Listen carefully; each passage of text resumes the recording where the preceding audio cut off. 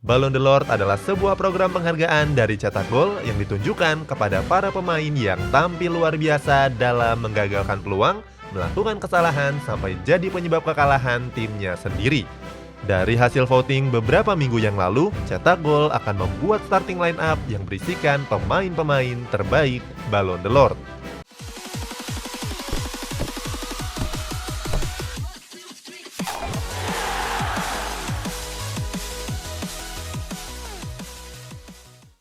Kiper.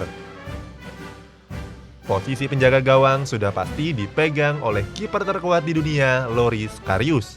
Pemain asal Jerman ini sudah main di sejumlah klub Liga Inggris, Liga Jerman, dan Liga Turki. Tapi tentu saja karir terbaiknya saat main di klub Inggris waktu Karius jadi kiper Liverpool. Penampilan terbaik Karius terjadi pada final Liga Champions musim 2017-2018. Waktu itu dia ngebantu lawannya Real Madrid untuk menjadi juara trofi si kuping besar.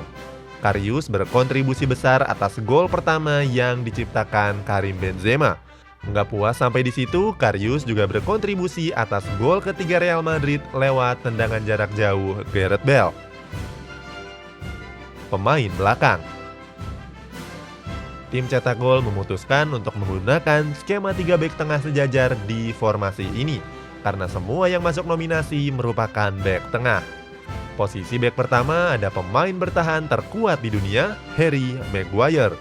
Kemampuan Maguire dalam bertahan bikin dia panen pujian di internet. Tanpa Maguire, tim yang dibela sudah pasti kebobolan lebih sedikit dan berujung kemenangan. Salah satu buktinya terjadi pada pertandingan melawan timnas Denmark. Waktu itu Maguire diusir keluar ke lapangan karena ngoleksi 2 kartu kuning sekaligus. Alhasil timnas Inggris tampil pincang dan kalah. Maguire dikenal sebagai bek yang baik hati. Hal ini terlihat dari beberapa aksinya kepada rekan timnya sendiri. Mulai dari ngejaga pergerakan Aaron Wan-Bissaka sampai menanduk Eric Bailly sampai kepalanya bocor. Maguire ditemani oleh Phil Jones. Walaupun sudah jarang dimainkan, penampilan Phil Jones sangat berkesan. Saking hebatnya, Phil Jones sering ngebiarin pemain lawan untuk ngelewatinya. Salah satu aksinya terjadi pada pertandingan melawan Manchester City. Waktu itu, Phil Jones memelesetkan diri untuk memudahkan Kevin De Bruyne melaluinya. Posisi bek ketiga diisi oleh bintang asal Brazil, David Luiz. Pemain ini sangat menarik perhatian, nggak cuma dari rambutnya yang keribu, tapi skillnya yang mengejutkan. Pemain yang bertubuh besar ini punya kemampuan spesial dalam menarik pemain lawan. Tangan David Luiz sudah memakan banyak korban, seperti Riyad Mahrez di Manchester City dan Mohamed Salah di Liverpool. Sayangnya kemampuan spesial ini dianggap sebagai pelanggaran. Kelebihan David Luiz jadi sulit untuk dipakai. Untungnya Arsenal masih percaya dengan bakatnya. Mereka nggak ikhlas ngelepas David Luiz dan menambah masa kontraknya. Gelandang. Ada 4 gelandang yang masuk ke dalam starting line up ini. Pertama ada salah satu Lord yang paling terkemuka saat ini, Jesse Lingard. Mega bintang Manchester United ini jadi Lord yang paling banyak dipuji di internet. Dia punya kemampuan spesial yakni nggak terlihat. Hal ini terbukti dari statistiknya.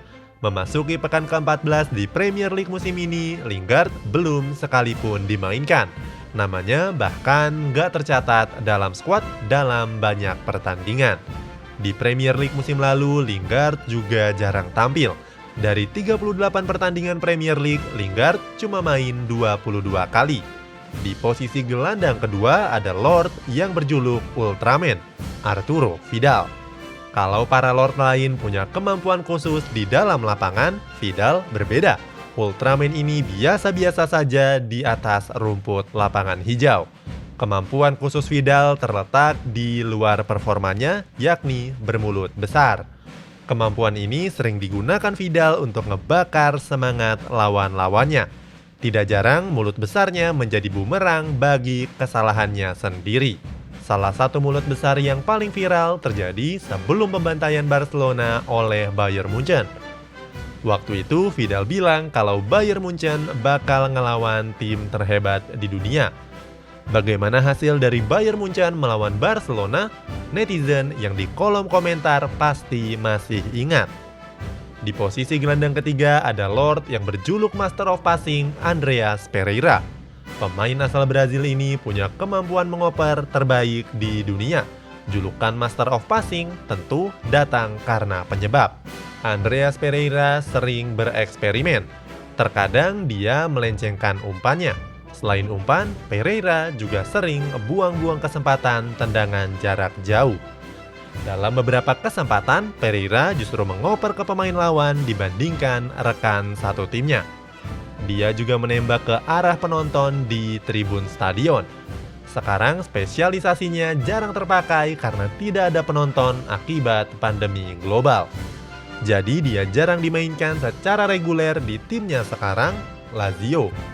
Di posisi gelandang keempat ada pemain kribo asal Belgia, Marouane Fellaini. Walaupun karirnya meredup dan cuma berlaga di Liga Cina, Fellaini pernah bersinar di Inggris bersama Manchester United dan Everton. Satu-satunya alasan kenapa Fellaini tergabung ke dalam jajaran para pemain Lord adalah karena dia jadi pemain yang diremehkan. Padahal Fellaini sering tampil sebagai game changer atau pengubah permainan. Salah satu aksinya terjadi pada laga melawan Arsenal pada April 2018 lalu. Waktu itu Fellaini jadi pahlawan kemenangan Manchester United di menit-menit akhir pertandingan. Penyerang. Posisi penyerang pertama ditempati oleh Lord kasta tertinggi Martin Braithwaite. Pemain yang disebut sebagai titisan Ronaldo Nazario ini punya banyak kemampuan khusus, salah satunya adalah nggak suka pamer skill. Hal ini Braithwaite buktikan pada pertunjukan juggling waktu dia dikenalkan sebagai pemain Barcelona. Nggak mau menyombongkan kemampuan jugglingnya, Braithwaite sengaja tampil seperti orang yang nggak bisa main bola. Mulai dari gagal rainbow flick sampai gagal menyimbangkan bola di kepalanya.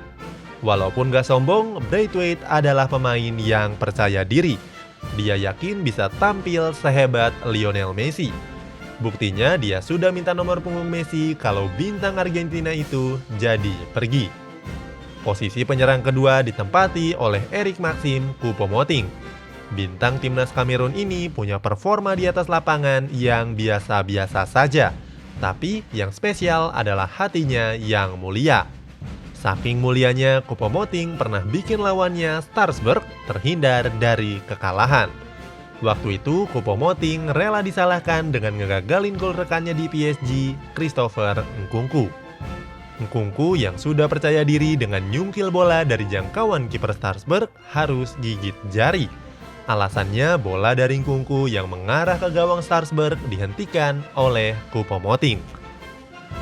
Posisi penyerang ketiga sudah pasti ditempati oleh Lord raksasa asal Swedia, Zlatan Ibrahimovic. Nggak ada masalah dari pemain yang hampir kepala empat ini. Performanya di atas lapangan bahkan masih menjanjikan di mana dia nyaris selalu mencetak gol kalau dimainkan. Punya skill yang hebat dan rajin mencetak gol sudah biasa dalam sosok penyerang.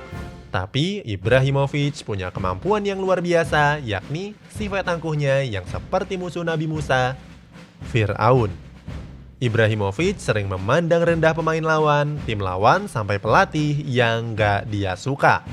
Selain angkuh, Ibrahimovic juga ringan tangan. Dia pernah ngeplak kepala lawannya cuma karena kakinya gak sengaja keinjak. Itulah starting line up yang berisikan pemain-pemain Lord. Sekali lagi, tim Cetak Gol berterima kasih atas partisipasinya dalam voting Ballon d'Or kali ini.